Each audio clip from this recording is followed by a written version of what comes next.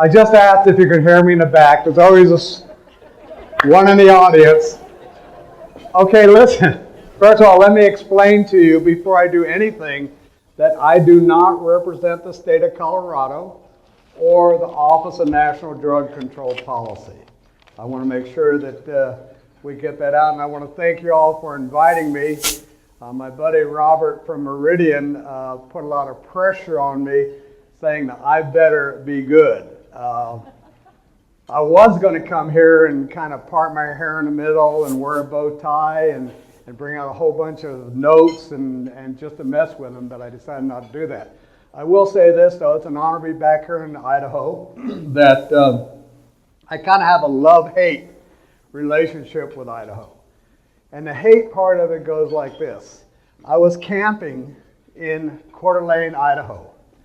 And Coeur d'Alene, okay, good. And I came across a bear. And I almost lost my masculinity when that occurred. And I developed a thing called PTBM, and that's post-traumatic bowel movement when I saw the bear. So that was my first experience in Idaho.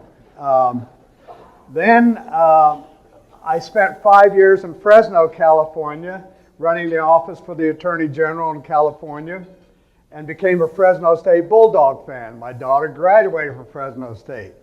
And it's really demoralizing when you have a good season and then all of a sudden you play this team that plays on blue whatever, and they beat you every year. So that's the hate part of Idaho. And then I moved to Colorado, and it's the same name, Broncos, and similar colors. So I can't get away from the Broncos. But you do have a great football team. The love part of it is this. It's a beautiful state, absolutely beautiful state. I have found when I've been here, people are extremely friendly, very helpful, just a nice group of people. I find people patriotic. It's like what I want to think America's all about. So please, Idaho, don't lose that. Don't lose that. Please don't lose that. Now, we're going to talk a little bit about, and that was a very nice introduction that you gave me. And I just want to tell you, when you hear a speaker talk and you listen to their introduction, we just met. So how did she know all that? Who do you think writes that out? It's the guy that's speaking because that's what he wants or she wants you to know about him. But I always feel guilty when I do that because I feel like I need to be totally transparent.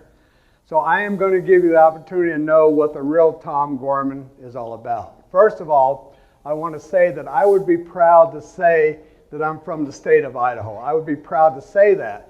And that probably makes you feel good until you know that I'm from the state of New Jersey, so it kind of demeans a little bit the Idaho thing. I was born and raised in New Jersey, and at the age of 13, I became a gang member. We had a gang called the Sabres. It was a black leather jackets. We had crossed sabers on the back of our black leather jackets, and the top rocket panel had sabers. I found out 3 years ago we misspelled sabers, so we're not the brightest kids in town. And we had DA haircuts. Does anybody here know what a DA haircut is? One person. A DA haircut, if you don't know, this is a little history lesson, is if you're a gang member, you grow your hair real long, and you put Vaseline in it, not Brill Cream, Vaseline, and you put it in your hair, and then you get a mirror and you make the back of your head look like a duck's ass. You know, it kind of folds on, and then you put a curl down, and then you're ready to rumble, right? So now you know. If somebody says a DA haircut, you know what it is. One time I got picked up, and I'd been in and out of juvenile hall quite often. Wasn't a good criminal. When I got picked up, and my buddy and I were back in a squad car in handcuffs, and the cop misses a turnoff for juvie, and I'd been there enough times, so being a smart bud, I told the cop, I said, you don't even know where you're going, you just missed a turnoff for juvie. He said, shut up, I know exactly where I'm going. They took us to a strip mall, gave us buzz cuts, and then booked us. And I got to tell you, there is no way you can be a bad guy with a buzz cut. My leather jacket was in the closet for 3.5 months. So I go into juvie, I got my little blanket and my pillow to go into the dorm part of it, And this kid says that officer, I remember his name, Officer McClanahan, he bust you? And I said, yeah, how do you know? He said, look at me. So my hat's off to Officer McClanahan. You did a good job. So I'm a gang member. And then I met this little blonde from the Bronx, New York. And she would never be with me when I was with a gang. So when I wanted to be with her, I couldn't be around the gang members. I couldn't wear my leather jacket. She was a very nice girl, probably. She's from New York. She probably roots are Idaho. I don't know. But anyway, she was very nice. And I eventually fell in love with her. And I remember it was a Thursday night between my junior and senior year. And Paul called me and said, hey, man, they're up in our territory. We're going to meet at Dancette. We're going to go rumble with them. And I remember it was a Thursday night. I had a date with her in the summer. I said, Paul, I don't want to do the same. I'm finished with it because I want to spend my time with her. So I credit my wife, who was my girlfriend, for getting me out of the gang. And then to reward her, also was a carnival worker, by the way. I was a carny. Had the bar at the game where you knock the bottles off the tire. And I was in Atlantic City, so I decided to be a professional boxer. I was 18 years old. I boxed professionally in Atlantic City and found out when you're laying on your back and you're watching the stars, that's probably a bad career choice for you. So now I've got this little, we're both underage. She decides, look, are you going to marry me or are we not going to get married or what? You know, I need to know that because I got to plan a future.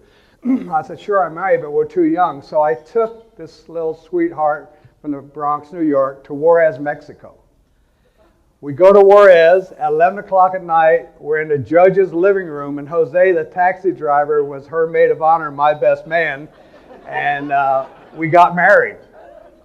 The engagement ring I bought her on the boardwalk in Atlantic City. When she went to get it cleaned about 2 or 3 years later, it melted. So you can see what this poor thing married. I'm a loser, and you're going to sit here and listen to me. But Vietnam's starting to heat up. I have failed at everything I've tried, so Vietnam started to heat up. I don't want to be a soldier. I don't want to wear a big heavy pack and eat K rations, that's what we call them at the time, shoot at people close up. I'm going to be a jet pilot. They're going to draft me, I'm going to go ahead and be a jet pilot. And somebody said, you just can't be a jet pilot. I said, sure I can. They said, no, you can't. You got to be an officer. And I said, how do you become an officer? You go to ROTC. So I entered college, went to ROTC, and in a short period of time, they kicked me out. It appears in the military. Any military people here, they're all right. Okay. When somebody of rank gives you an order, they expect you to do it. Well, this guy had eagles on his shoulder, and he told me to do something. I said, hey, thanks, but I don't really feel like doing that right now. And he pointed to the eagles on his shoulder. I suggested in other places in his anatomy he might want to stick those eagles. And so they kicked me out. So now I'm 19. I got a kid. Come home. My wife says, so what happened now? That's why they kicked me out of the Air Force. She said, why? I said, they said I had a bad attitude. She said, she's so sweet, honey, you have a unique attitude. But with your attitude and background as a gang member, why don't you think about being an undercover cop? I said, what is an undercover cop? She says, well, you're a police officer, but you pretend a bad guy. And I said, you're kidding me. They got jobs like that? I mean, are you serious? So we looked it up, and she was right. And so I had to wait to get my record sealed. When I was 21, got my record sealed by the courts. I said I'd never been arrested, never been in jail before. Went to San Jose State and spent 10, 12 years working undercover in Northern California during the heyday of Haight-Ashbury and People's Park and all that kind of stuff. Hell's Angels in Oakland. It was a great job if you like excitement and adrenaline rush. So that's how I got into law enforcement. So she got me out of the gang. She led me to the career that I couldn't have picked a better career. But I'm going to tell you a quick war story, and then we'll get into the presentation. All cops have war stories. This one happens to be true. I'm working undercover in San Jose, buying some guns and dope. Then we move up to the next level, and now I'm in Oakland buying some more guns and dope, and we keep moving up. And now it's, we start out in the morning, it's getting late. End up with the main connection is in Roseville, California. It's a little bit northeast of Sacramento. And we finally got enough probable cause to get a search warrant, so we're getting a search warrant. If I don't come home by 10 o'clock at night, I'd normally call my wife and say, baby, don't wait up for me because I'm going to be really late tonight. I didn't call her. So we hit the place at 3 o'clock in the morning, big gun battle opens up. They were bikers. The gun battle, we win the gun battle, but I got shot in the chest. And no, I didn't have a vest on, but it was only a 25 automatic, and it must have come at an angle because all it did was put a big bruise on my chest. But they took me to the hospital anyway. So I go to the hospital, they release me, 6 o'clock in the morning, I come home, stick the key in the door, and Mama's up. Now, I not only told you she's in the Bronx, New York, but she's Italian from the Bronx, New York. Being a trained investigator, I knew she was not happy with me because she was not thinking I was walking that thin blue line between life and death, making this a safer world for you and your loved ones. She's like, my God, he cheated on me, right? So I look at her and I said, baby, you need to sit down because there's something I need to tell you. Now she's steaming because she's thinking he not only cheated on me, now he's going to tell me about it, right? So I undid my shirt, I opened it up, and I said, I've just been shot. And she says, oh, thank God.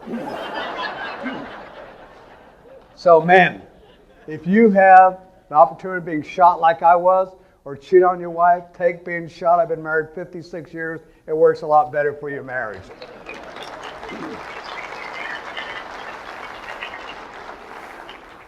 Okay, we're going to talk about marijuana. We're going to talk about what's going on in Colorado. But I think before we do that, it's important for you to know, and though some of you may know, a little bit about drug policy and why we do what we do and whether we're effective or not. Because if you believe the war on drugs has been a failure, then maybe we need to change it and do something different. Thank you. So we're going to go over that first, and then we'll go over and let you know what's happening in Colorado. So this is drug policy, and it'll be really quick, but it'll kind of give you a perspective of where we are. Because I know if I ask this audience, how many believe the war on drugs has been a failure, most of you would raise your hand, because you've heard that time and time and time again. You've heard Dale's been it's been a failure. You've heard that Just Say No campaign didn't work. You've heard this is your brain on drugs. You've heard that time and time again. No backing for that, but you hear it enough, people have a tendency to believe it. So let's examine that. First of all, I'm sorry Nixon never used the term war, because when you have a war, you expect to defeat the enemy. You'll never defeat the enemy when you're talking about human behavior. I don't care what the behavior is, you're always going to have it. The idea is to limit it. So let's talk about that. What is the purpose of drug policy? There's been books written about it. People with all kinds of credentials have written stuff on the purpose of drug policy. I have a GED, by the way, so that's why I don't have any initials after my name. The purpose of drug policy, folks, is very simple. Very, very simple. It's not complicated. The purpose of drug policy is to limit the number of people using drugs. Why do we want to limit the number of people with drugs? Because of the adverse impact of drug abuse. It's that simple. We know that the more people use drugs, the more adverse impact we're going to have on them, their families, and society. We don't want that, so we want to limit it. It's that simple. And you hear the stuff like, but isn't drug abuse a victimless crime? Just the opposite. There are more victims of drug abuse than there are almost every other crime. There are 4 victims of drug abuse when you look at it. And number 1 is the user. The user is in fact the victim. We call them self-chosen because they chose to use a drug, but I don't think anybody that took a drink or smoked a joint or took a hit of heroin said, oh good, I'm going to be addicted. This is going to be my God. This is going to possess me. Nobody that's an alcoholic today ever thought that. I'm just having a drink.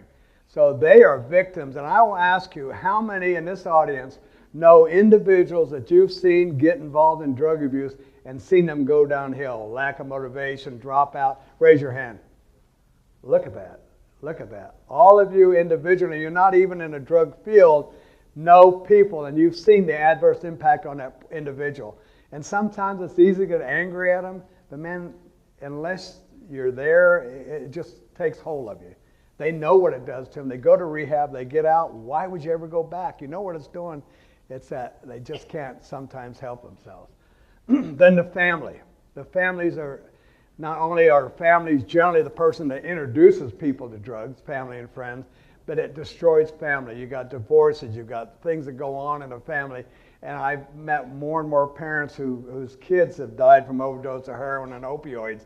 And it's sad, and you listen to their story, and it's just horrifying what that family's gone through year after year. And then the hope that, oh my God, they're in treatment now, maybe it'll be okay, and then 3 months later they're back using again. It just destroys families.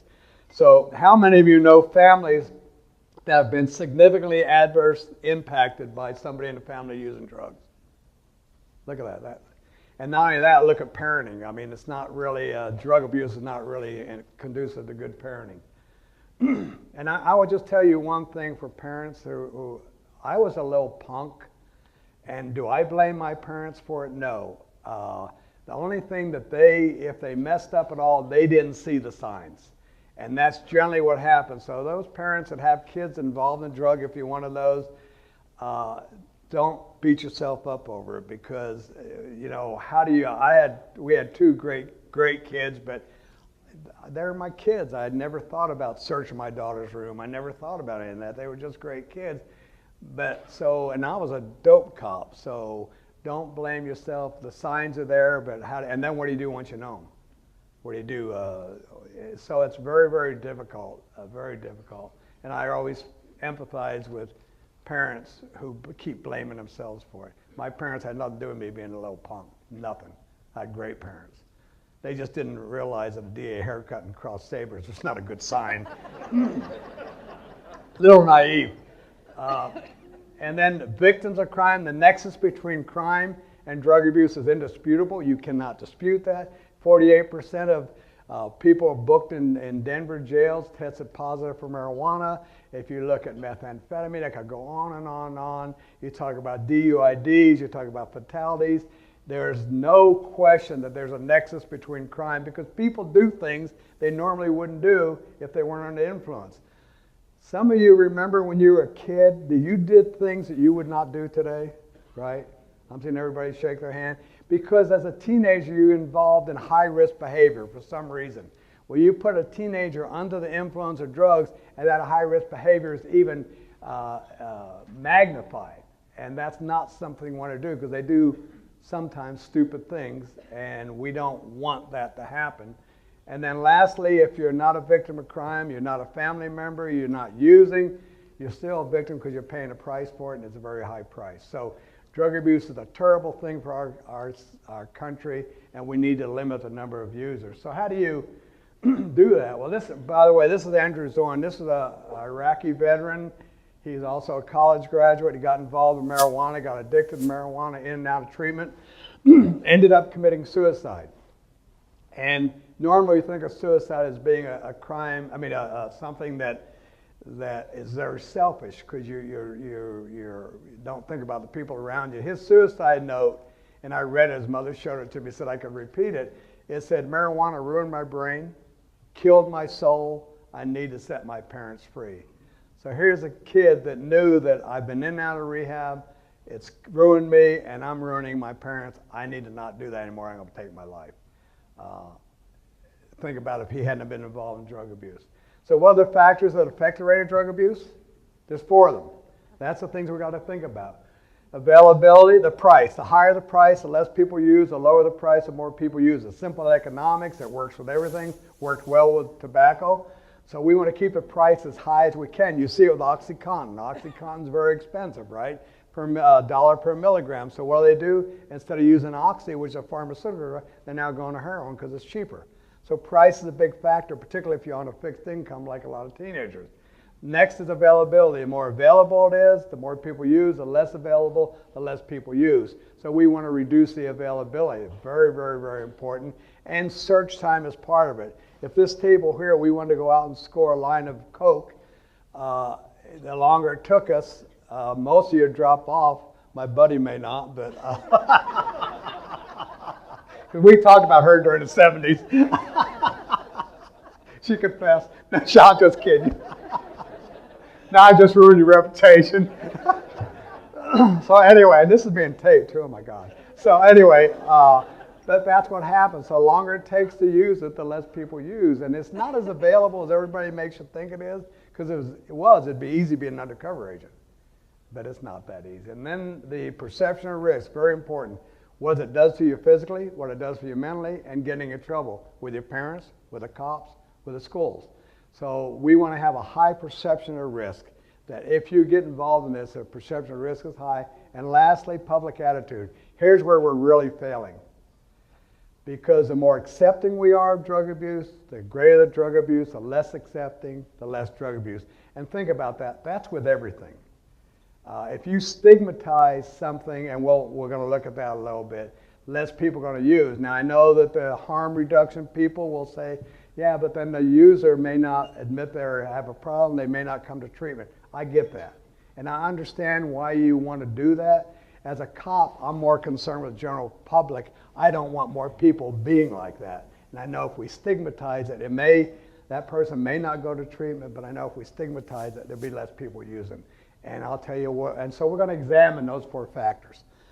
The worst drug we have in our society is what? Alcohol.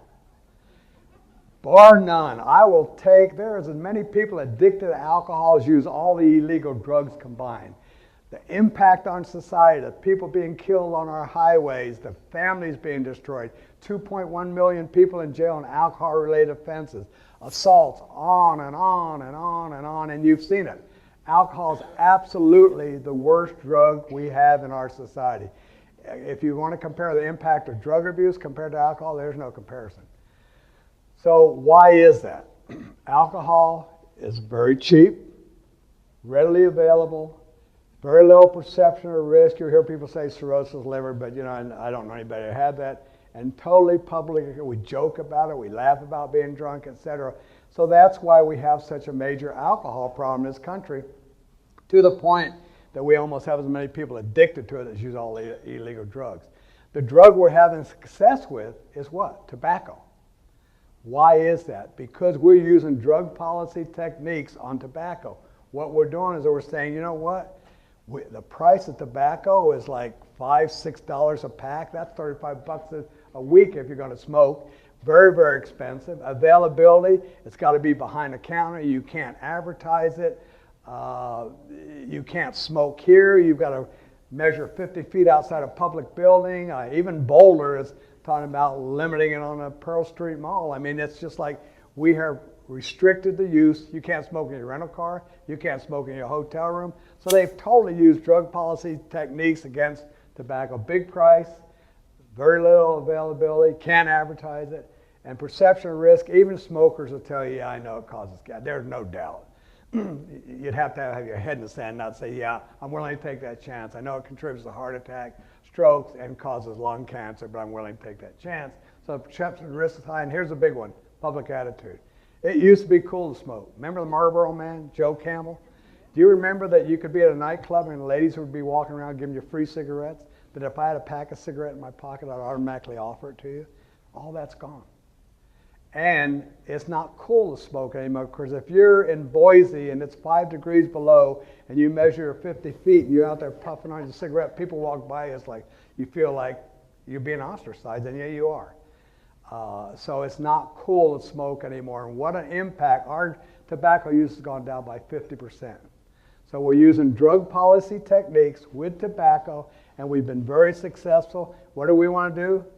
What did Colorado do? Let's regulate marijuana like alcohol. I mean, think about it. That's pretty stupid. The worst drug you got, and you want to regulate it like alcohol? Why don't you do what you've done with tobacco? So when you look at our drug abuse, is a war on drugs a failure? I have to say, what percentage of use would be acceptable to you? 50% of our population using, would that be acceptable? 25%? What do I have to do to show we've been relatively successful? Well, if you want to know what the facts are, here they are. 52% use alcohol, 20-some% use tobacco, and only 10% use any illegal drug. Okay, so 90% of Americans do not use illegal drugs. 90%. So why are we even thinking about if we have that kind of success? And I'd like to have it be lower. The worst it was your generation, 1970. I keep pointing to her. She's going to get me. I'm going to be stopped by a cop on my way to the airport. I can tell that now. And I will not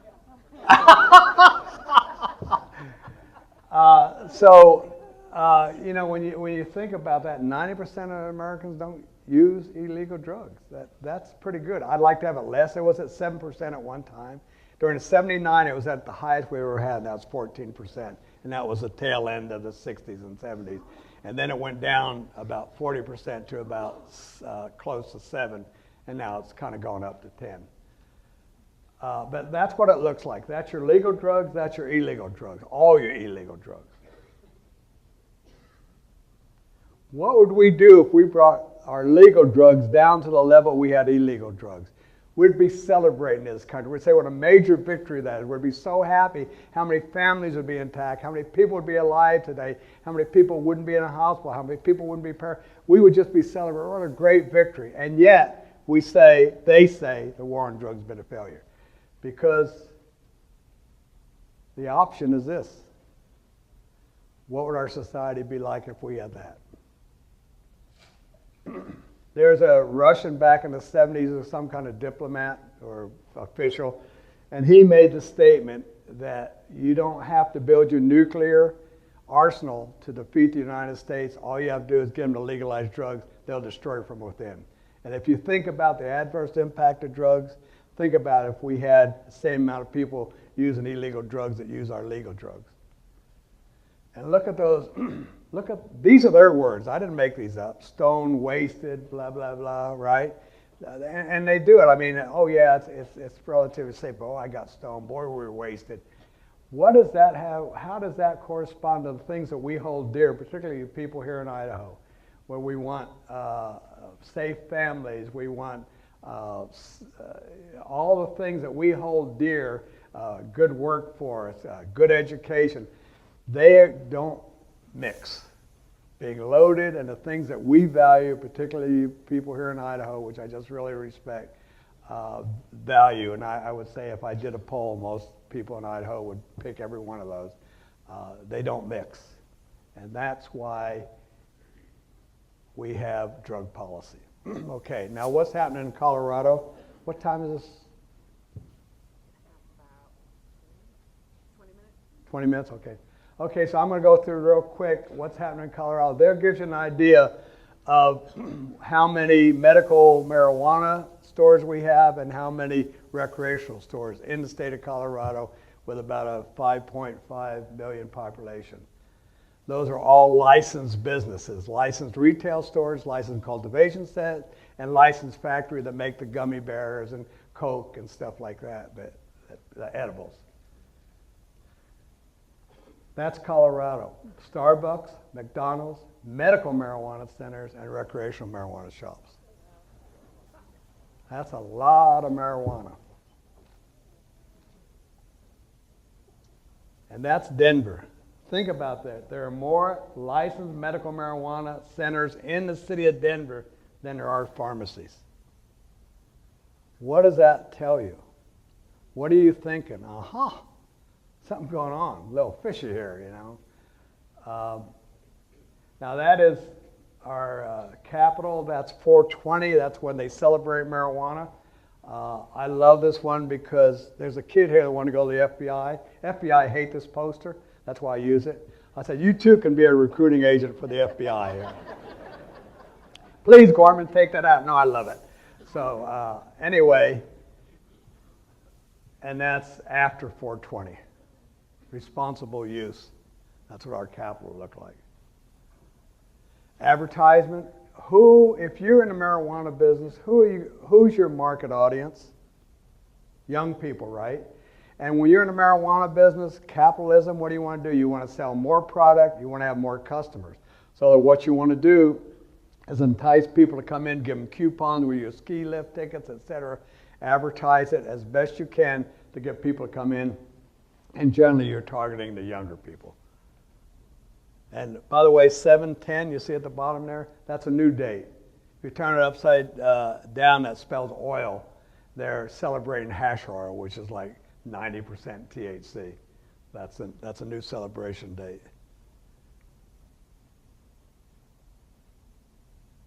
And what Colorado's experiencing is an increase in homelessness. And these are the homeless shelters we have, what they are saying, not what we're saying. This is what they're saying. A lot of them are coming here because of weed. Urban Peak, they just handle kids. Majority of the new kids are here because of weed. St. Francis, marijuana only trails looking for a job is a reason to come to Colorado. And then we have a thing called the urban traveler. These are young kids that come in at 4:20. They leave when the cold weather starts. They don't work. They just kind of hang around and get loaded. That's what they do. Terrorize people on 16th Street Mall to the point in time in 14, and they have cleaned it up a little bit. I'll give Denver credit for that.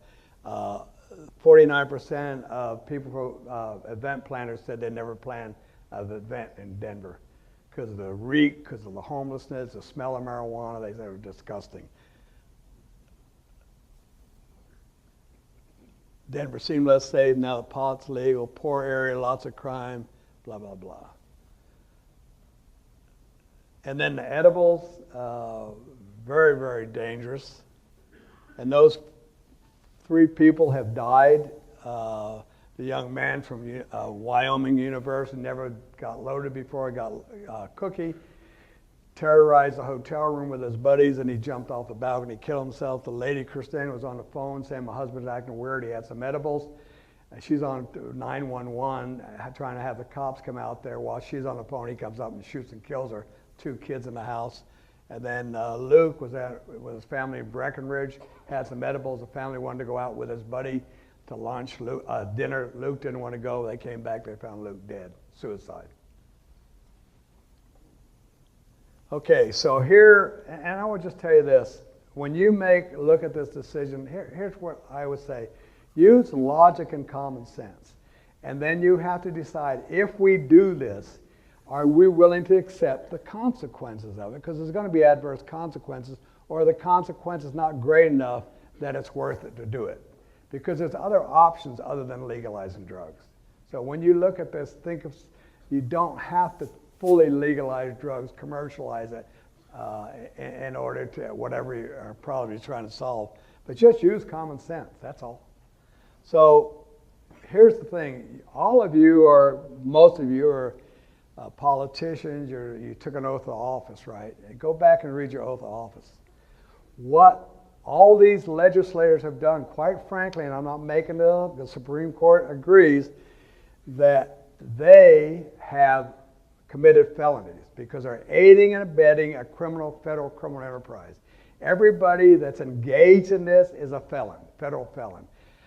If I was in Kansas doing the same thing, I'd be arrested. The people that work at a shop, the people that help license it, you're aiding and abetting a criminal enterprise, okay? And the money you take in is subject to seizure. Think about that. The federal government could come in and seize your money because it's illegal money from a criminal enterprise. The Supreme Court have held that federal law supersedes state law. What you could do, or Colorado could have done, is they could have eliminated their possession of small amounts of marijuana. They could have eliminated 6 plants or less, and then their local cops and state cops would have nothing to enforce, and probably the feds are not going to come in small amounts. But they didn't do that. So they've turned a blind eye to, in my opinion, to ethics, rule of law, and said we're going to do this anyway. I don't get it. I don't know how you do that, because even as a cop, if I seize your marijuana, the court, even Colorado Supreme Court, has said you don't have to give it back, because if you do, you'll be committing a felony. And we can't have our cops committing felonies. So it just doesn't make any sense. It would be like Alabama saying, okay, well, we're going to legalize indentured servants. For Kentucky to say, we're going to have shops that make money, U.S. money. You can't do that. It's against federal law. But that's what we've done. That's, for a cop, it's very, very difficult for us to understand how can you have a rule of law here and not there. So that's one thing to keep in mind when you go back and read your oath of office. Can you do this ethically? Can you do it and say that I've abided by my oath of office? And that's something only you'll be able to decide. And then you'll hear the polls. The majority of people think marijuana will be legalized. Anytime you hear polls, and you all know this because you've been involved a little bit, look at the question they ask. The question is, do you think somebody over 21 should go to jail for possession of marijuana? Most people say, no, I don't. So therefore, I'm in favor of it. When they give people an alternative, like saying, hey, what about decriminalizing it so there's no criminal offense? Oh, well, that changed. I didn't know I had that option. So when you look at polls, you got to really pay attention to the question they ask. And you've probably been polled before, and I've been polled, and I said, I'm not answering the question. I know what answer you want. You're not giving me really any options here. So when you hear polls, look at it very closely. And also the studies, one of the gentlemen here asked about opioids and marijuana. When they did that study that in marijuana states, opioid use goes down, it did go down in Colorado. Deaths went down in Colorado. The opioid deaths went down, heroin deaths went up, and we used naloxone 3,700 times. That's 37 potential deaths that we prevented as first responders. So that's what you don't see in the study. If you want any of this material, it's in this publication. It's on our website, and we'll have another one coming out in September to give you an update, but I'll go through real quickly. I won't go through that, but. So what does the data show? Here's what it shows. That's an accident, 2 ladies, both with marijuana in their system, 2 kids in the car, both ladies are dead, 2 kids survived it, but there's somebody doesn't have a mom anymore. There's your DUIDs with marijuana. These are the testing. So you can see 2009 is an important year for us because that's when we commercialized medical marijuana. That's when we didn't have dispensaries before. We only had a few people with cards. And once the federal government said we're not going to touch it, then it skyrocketed. We went from 0 dispensaries to 500. So there you can see there's traffic fatalities. Operator is anybody, could be a driver, a pedestrian, or a bicyclist because they could be loaded and cause the accident. But whether you're talking about drivers only, yellow line, you can see since we legalized in 2013 how it's skyrocketed. These are people. And when you talk about statistics, you've got to remember we're talking about real people. We're talking about real families. We're talking about real little kids. We're talking about moms and dads and aunts and uncles. And we have a tendency to forget that. And if you're a cop, and why we empathize with victims so much, because we see them at their very worst. We're at the scene of that traffic accident and seeing a mom cradling her little baby, knowing the baby is dead, and crying and screaming, and some drunk over there. So that's why if we're a little hardcore sometimes, that's why we are. And here's the percentage. Look at that since we've legalized it. So it's just about doubled the percentage of fatalities that now have marijuana in their system. That little case there, I'll tell you this case because I think it's important when we talk about it. This little girl's 8 years old. There's a kid from Mesa State, neat kid, all-state wrestler in high school, playing football at Mesa State, smoked a joint, got in his car, came around the corner, hit this little girl and killed her. Now, think of that cop that goes to the door and the mom and dad are there, and off to the side you see a little princess dress, and you tell the mom and dad, your little girl will never wear that princess dress again. No shin guards for soccer. You'll never see your little girl play soccer again. And you know what else, Dad? You'll never walk that little girl down the aisle because somebody got loaded and killed your little girl. They took that precious gift away from you. But then think of the parents of the kid. You're proud of him. He's going to college. He's playing football. And his life is now ruined, and your family is basically destroyed. And if you ask that kid, would you have smoked that? There's no way. But they didn't think about the potential consequences. So there's 2 families totally destroyed over one act. And that happens every single day in Colorado. Marijuana use, we're ranked 3rd in the nation behind Vermont and Alaska, 85% higher than the national average. And first-time use has gone up substantially. Now, one thing that's interesting is youth in Colorado has gone down. And it's gone down basically nationwide. And it's interesting if you look at and I don't know why that is. We got together with the people, and I'm not putting the study down because SAMHSA is very reliable. We're asking why that could be. And the only thing that I can say was alcohol use gone down, tobacco use gone down, premarital sex has gone down. Why is that? And suicides have gone up. And there's a theory, and I'm not saying this is true, there's a theory that kids are so now involved in video games and texting and Facebook that there's no social interaction anymore. So they need that social interaction, and therefore they end up taking their life. But when you smoke dope, you do it in a social setting, right? When you get drunk with your buddies, you do it in a social setting. So that may be, but I'm just saying I don't know. For sure. But you can see how it skyrocketed, and then the last 2 years it's gone down, and I trust SAMHSA's study. Now, although overall it's gone up, with our college age, I'll skip that. College age, we're ranked number 2 in the nation, and we're 59% higher than national average. And that's a problem too. If your kid wants to go to CU, would you think about that? I'm going to send this 18-year-old to CU, put them in that environment, 1 out of 3 kids are getting loaded. Is there a better environment? Because that's what you do with your kids, right? You try to give them the best environment you can. And I probably wouldn't. I wouldn't want to take a chance. It's tough. So you can see how it's skyrocketed. There's a national average and there's Colorado. And here's adult use. We're 103% higher than the national average. Why do you think it is? It was illegal. Now it's legal. I can smoke it. So we have more and more people smoking. You got more adverse effect, which includes, and I got to end this. I'm sorry. Emergency rooms have skyrocketed. Hospitalizations have skyrocketed. Calls to poison control centers have skyrocketed. Crime is up in Denver. I'm not saying it's because of marijuana, but the other side will say it's down. They're not telling you the truth. They cherry pick. They said alcohol use to go down. Alcohol use is up. I'm not saying it has anything to do with marijuana, but when you hear these things, really think about what they're saying and look at the data. None of this data is ours. This is all data that comes from different agencies in the state. I'm going to leave you with a couple things real quick.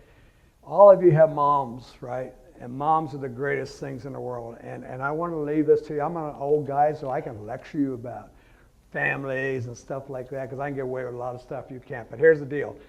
My son sent, a couple days before the Father's Day, we get this letter from him. He's in Kentucky, he's DEA, and it says top 25 reasons you're a Hall of Fame mom.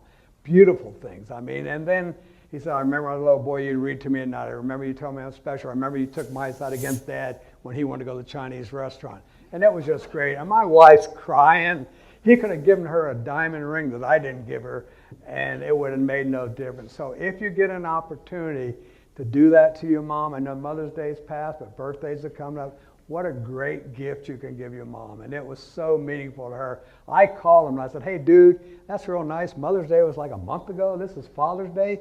What about the old man? He said, Dad, I was going to do one for you. I could only come up with 2. Give me more time. So anyway, thank you all.